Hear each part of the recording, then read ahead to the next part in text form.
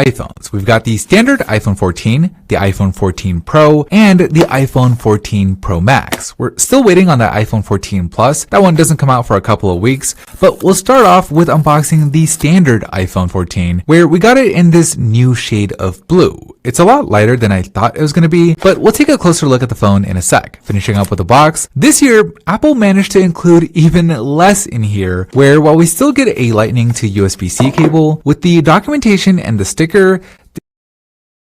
there's no longer a SIM tool included, with Apple reminding us that all the new iPhones no longer come with a physical SIM slot. Now, at first glance, outside of the color, it's really hard to tell that this is even a new iPhone. It looks pretty much identical to last year's iPhone, but there are some subtle changes that can help you spot the difference. For one, that physical SIM slot on the left side is no longer there, which, now that I'm thinking about it, may actually help out with water resistance. The second difference is on the right side of the phone, where the little window for 5G is actually a bit longer than it was before, probably to help out with that SOS via satellite feature. And then on the back, the camera system is a little bigger as well. With the new 12 megapixel main camera, it definitely protrudes out a bit more, and there's also a new True Tone flash. But outside of that, it's a relatively minor upgrade for the standard iPhone 14. But it's a different story with the iPhone 14 Pro, where the Pros actually got a significant upgrade. We got ours in silver, which is really more white than anything. And right off the bat, the cameras on this thing are massive, with them protruding out even more than before to fit in that new 48 megapixel camera. But the more obvious difference, at least visually, is on the front, where the notch that has been a part of the iPhone since 2017 is finally gone, with us instead getting what Apple is calling